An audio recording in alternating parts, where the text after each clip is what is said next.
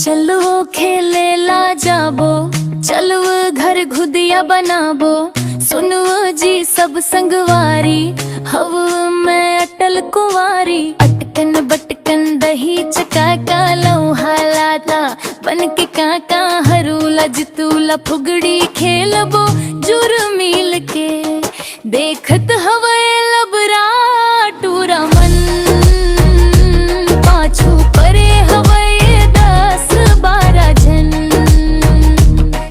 देखत हवे लबरा टूरा मन, पाछू परे हवे 10-12 जन।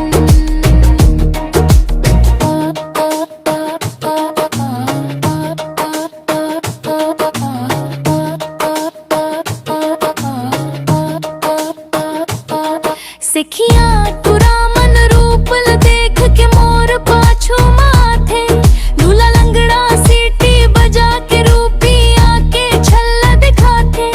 कनवा खोरवा दूर हले झाके, सोच के इंदरी थर थर कांपे। बर्फ चिचोरत भागे वो पल्ला, झटकन देखत हवे लबरा टूरा मन।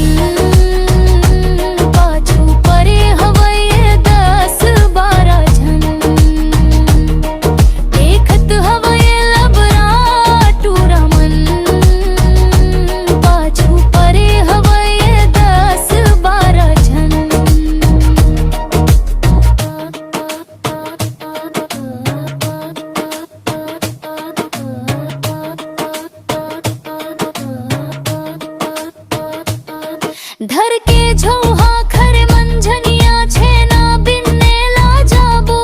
मजा ही अमरैया मा संगी पाके डूमर खाबो। भौरा बाटी सुवा लुकूला, उछलत कुदत टीप झुवूला।